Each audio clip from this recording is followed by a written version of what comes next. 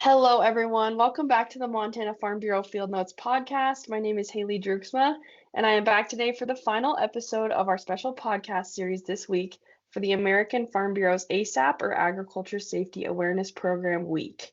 Our final theme is Move with Purpose. Movement is a crucial part of farmers and ranchers' day-to-day lives, and I am joined with a very special guest, Coach Kiah, today to discuss this topic a little further. Thank you so much for hopping on and being with me today. Thank you so much for having me. It's such an honor.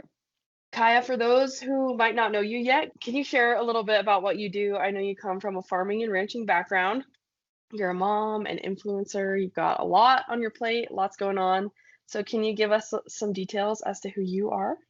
Yes, absolutely. So I grew up very rural in California, which I know a lot of people don't think about rural when they think of California, but I had to drive an hour to the nearest grocery store, gas station, high school. I mean, I'm talking about middle of nowhere. On my family's cattle ranch, I was the sixth generation to be raised here. My nieces are now the seventh. So very strong ranching roots. And my life has taken me all sorts of different directions, and it's led me to where I'm at now, which is I am a motivational speaker, and I speak predominantly to different agricultural groups, such as Farm Bureau organizations, women in ag, young farmer and ranchers, and organizations outside of agriculture as well. Really on the side of ag now, where I'm empowering the men and women within agriculture to live their best lives, find joy in this messy, beautiful journey of life, which has been so rewarding to be able to pour back into that community in that way. I am based now out of Louisville, Kentucky. I married a Kentucky farm boy, and we have one sweet baby girl and actually another baby girl on the way, which Oh my we goodness, haven't even shared really congratulations. publicly. Thank you. We're very excited. Lots are growing on our little farm, and we have a little urban farm in Louisville where we have a roadside farm stand for our local neighborhood, which is our way to keep our ranch roots while living in a bigger city than either of us were raised. So, That's wonderful. Well, so much going on. You've got a lot happening, but I think your background lends itself perfectly to this week's final theme, Move with Purpose. And like I mentioned, we're here for the last episode of a series surrounding the ASAP Safety Awareness Program Week. What does this theme, Move with Purpose, sort of mean to you personally? yeah, okay. I love the theme Move with Purpose. And I'll be honest, I think growing up, I was not someone that was, I would say, athletically inclined naturally. Like, that was just not one of my giftings in life. I'm great at talking, but sports, I was more there for the social aspect than I was actually as a competitor. And I think Um, I had this negative association with exercise, like even just the word exercise, it felt like, oh, like a drudge and not fun. And it's been so interesting as I've gotten older in life how I have reframed my relationship with exercise and movement. And to me, move with purpose is kind of having, for my own story, having overcome that negative association with exercise and having it be less about punishment with it, which is I think how I associated it before, and more about how can I nourish and strengthen my body? How can I find joy in moving my body as this tool that allows me to move through life to do the things that I want to do? And to me, moving with purpose is about intentionality. It's about finding things that make me feel good, that I enjoy, that also allow me to continue to stay healthy so that I can be active. I am a mom to a freshly moving toddler, which that is movement all in itself. But there's a lot of life that I want to live and a lot of travel I want to do. And I know that in order to stay strong and active, it's important that I find ways to continue to move in that purposeful way.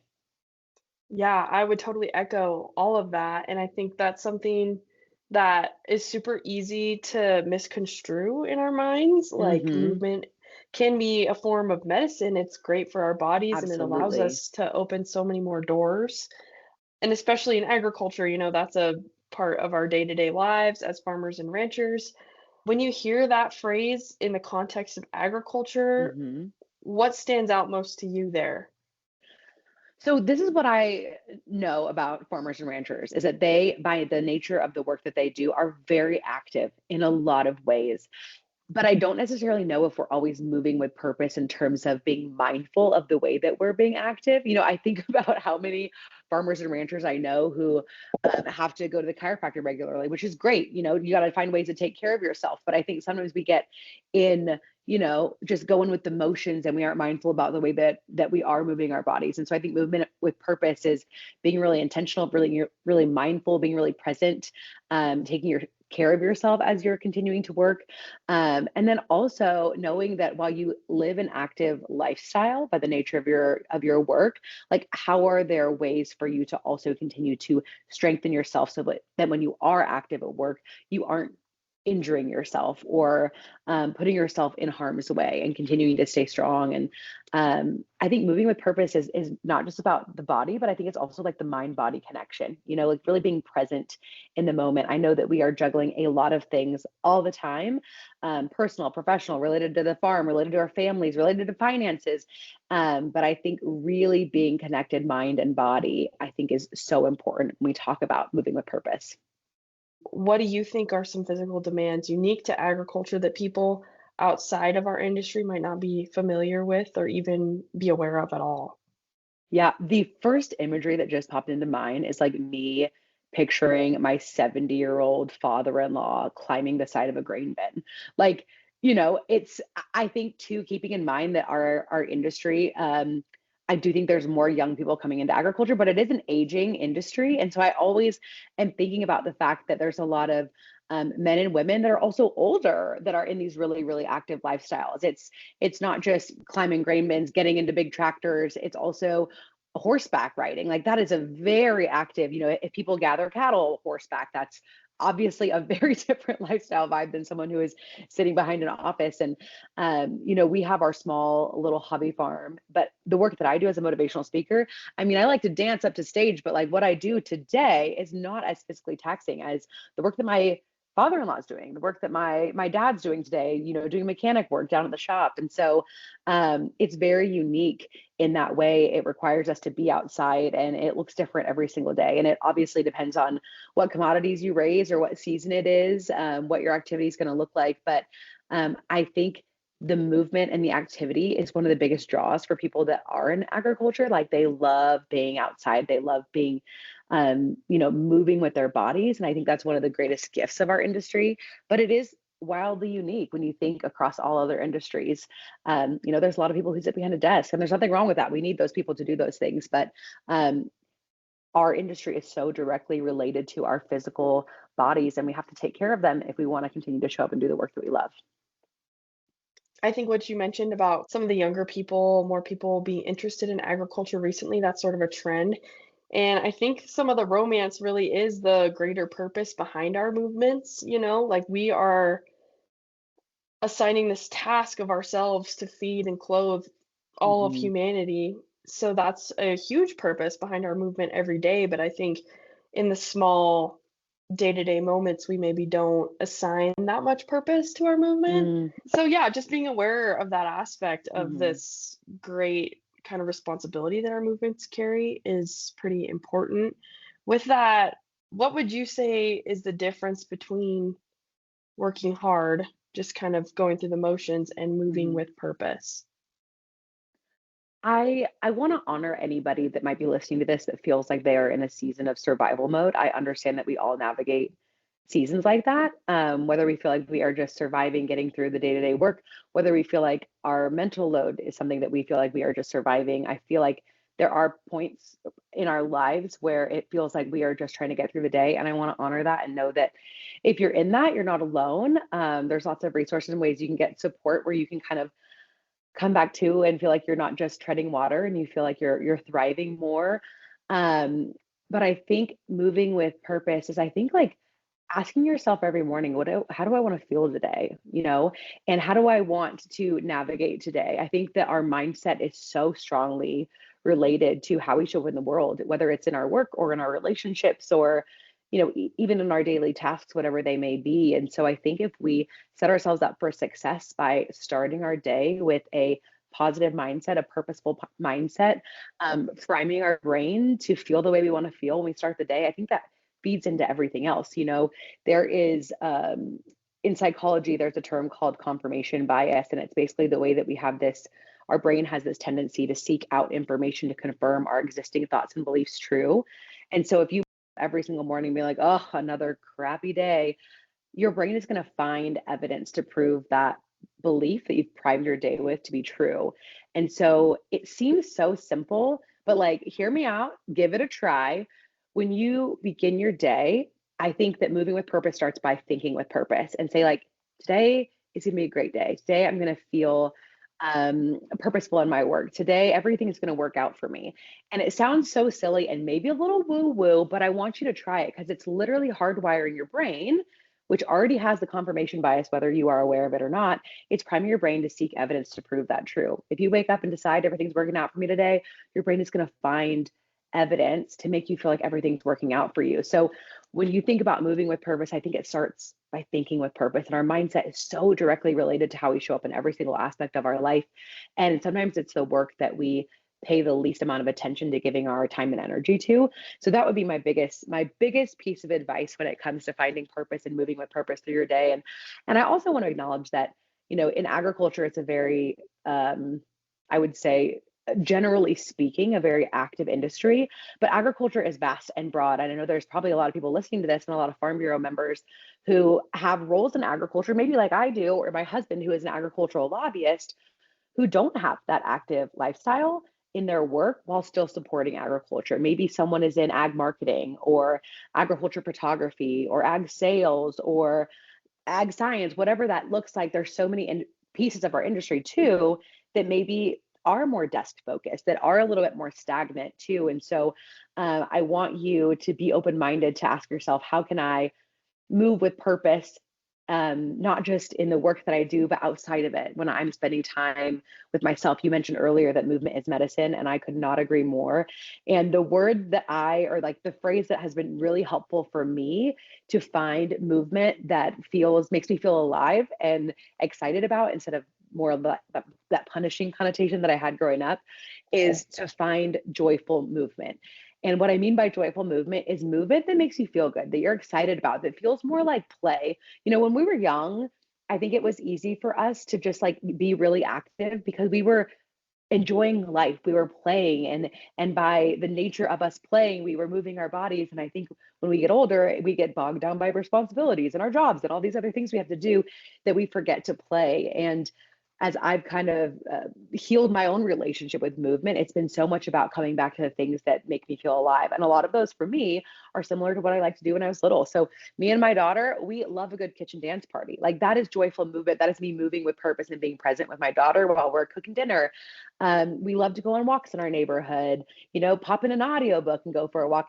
And I want you to just ask yourself, for me, what kind of movement feels best? Because for myself, anytime I've tried to do any prescriptive type of movement, like I should be doing that, I usually don't last very long. I'll do it a few times, then I'll burn out. But when I find movement that feels good to me, that makes me enjoy it, it becomes like a sacred part of my lifestyle and daily practice. It makes me feel great. And so I want to encourage you to think with purpose in order to move with purpose, and find movement that is joyful for you. That is all wonderful advice and could not agree more. I think that that thinking part of it is often overlooked as well. And another thing, especially in farming and ranching communities, like you mentioned, a lot of times we end up in that survival mode and it can really be tough. But Mm-hmm. rest is a huge part of maybe just a lack of movement can hold Yes. purpose too. So, what do you think as far as when someone's body is signaling that something is wrong, and what role does rest play in safe, purposeful movement as well? I'm so glad you asked this question because it's the thing that I think gets overlooked so much. I think that maybe we have this, and maybe I'm speaking too generally here, but I know at least from the people that I was raised with, I think a lot of them think of rest as laziness, which is absolutely not true. I just had a conversation with one of my good friends, and her husband's a full-time farmer in Illinois, and she talked about how this is always a pattern. He works himself to the bone and he always gets sick. And I think sickness is a big signal to you. Like, if you get a cold or something, like I know that every time I overwork myself, my body will almost always get sick, and it's my body's way of being forcing me down, basically forcing me into rest in a way that doesn't feel that restful, because obviously I'm fighting off the sickness. But I think that we need to be more in tune with our bodies. Our bodies have so many different signals to us.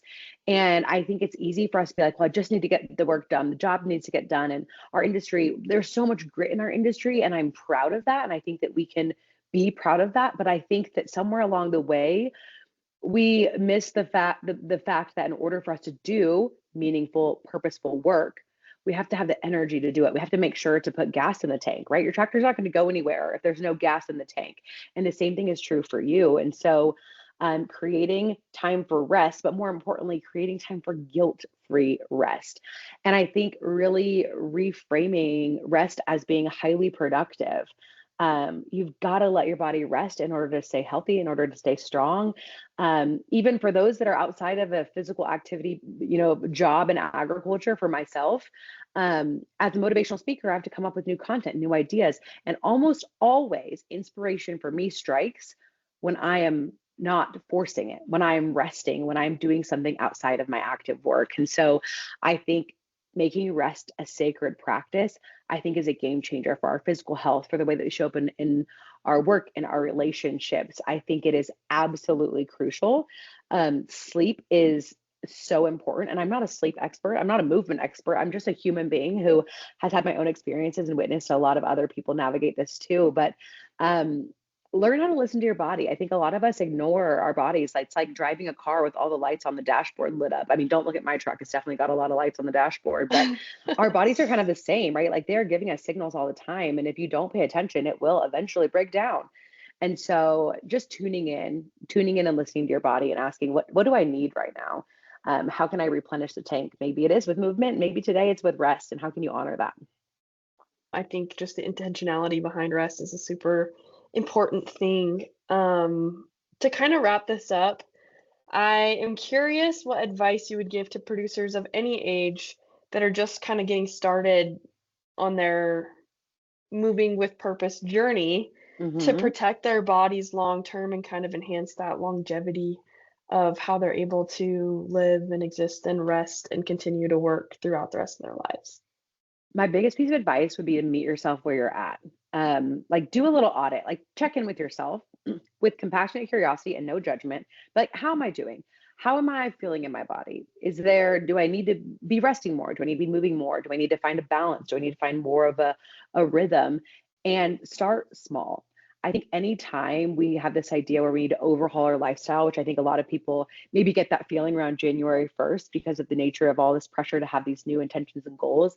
Like, I love the energy behind a new intention or goal, but I think that a lot of us try to go all in all at once, and then we burn out. It only lasts a week, maybe two.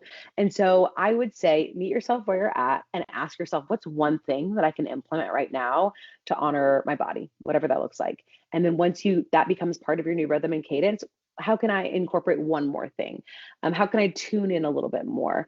I think that baby steps make the longest journeys, right? They allow us to stay consistent. They're going to last a lot longer than us trying to make these huge leaps and bounds. So ask yourself where you're at without shame, and ask myself, what is one baby step that I'm willing to commit to in order to pursue the lifestyle that I want and the strength that I want moving forward.